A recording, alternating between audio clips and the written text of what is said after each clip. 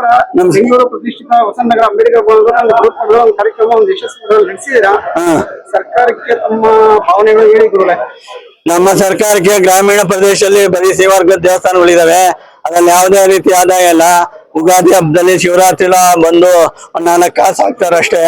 ಬಾಕಿ ಟೈಮಲ್ಲಿ ಯಾರು ₹1 ಹಾಕಲ್ಲ. ಅಂತವ್ರಿಗೆ ಸಸ್ತಿಕು ಅಂತ ಕೊಡ್ತಾರೆ. ಈಗಿನ ಪೇಟೆ ದಾರಿನಲ್ಲಿ ಸಸ್ತಿಕ್ ಸಾಲಲ್ಲ. ಅದನ್ನು 1,20,000 ಮಾಡ್ಬೇಕು ಅಂತಿದ್ವಿ. ಮತ್ತು ಅರ್ಚಕರಿಗೆ ಯಾವುದೇ ವೇತನ ಆಗಲಿ ಸಂಬಳ ಆಗಲಿ ಅದು ಗೌರವ ಸಂಬಂಧಿಯಾಗಿ 10,000 ಕೊಡಿ ಅಂತ ಕೇಳ್ತಾ ಇದೀವಿ. ಮತ್ತು 65 ವರ್ಷ ಕಾಂಗ್ರೆಸ್ ಪಡೆಗೆ 5,000 ಕೊಡ್ಬೇಕು ಅಂತ ಅದನ್ನು ಇಟ್ಟಿದ್ದೀವಿ. ಮತ್ತು ಅರ್ಚಕರ ವಿದ್ಯಾಭ್ಯಾಸಕ್ಕೆ ಆಗಮ ಭವನ ಮತ್ತು ನಮ್ಮ ಸಂಘಕ್ಕೆ ಒಂದು ನಿವೇಶನ ಕೊಡ್ಬೇಕು ಅಂತ ಇದು ಮಾಡಿದೀವಿ.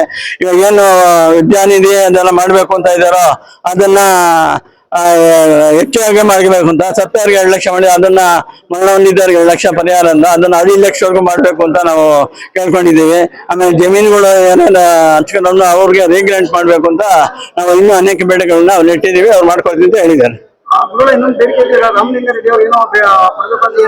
ರಾಮಲಿಂಗಾರೆಡ್ಡಿ ಅವರು ಬಂದು ಕೇವಲ ಮುದ್ರಾಯ ಸಚಿವರ ಒಂದೇ ತಿಂಗಳಲ್ಲಿ ಒಂದೇ ದಿವಸ ನಾವು ಸಮಾವೇಶ ಮಾಡಿ ಇದು ಮಾಡಿದಾಗ ನಮಗೆ ಒಂದೇ ದಿವಸದಲ್ಲೇ ಇವತ್ತು ಮನವಿ ಕೊಟ್ವಿ. ಮಾರನೇ ದಿವಸನೇ ಅನೇಕ ಆದೇಶಗಳು ಮಾಡಿದ್ರು.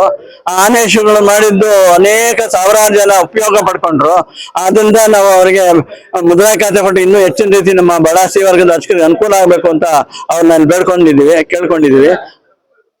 ಇನ್ನೊಂದೇ ಒಂದು ಕಡೆ ವಿಚಾರ, ಈ ಸಲ ಸಂಪುಟ ವಿಸ್ತರಣೆಯಲ್ಲಿ ತಮ್ಮ ಸಮುದಾಯಕ್ಕೆ ಅವಕಾಶ ಕೊಟ್ಟಿದೆ ಅನ್ಸುತ್ತೆ. ಅದೇ ಕೊಟ್ಟಿಲ್ಲ, ಅದು ದುರಾದೃಷ್ಟ ಅದು.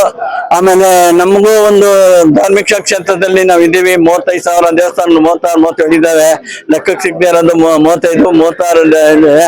ಅದಕ್ಕೂ ನಮಗೆ MLC ಕೊಡ್ಬೇಕು ಅಂತ ನಾವು ಕೇಳ್ಕೊಂಡಿದೀವಿ. MLC seat.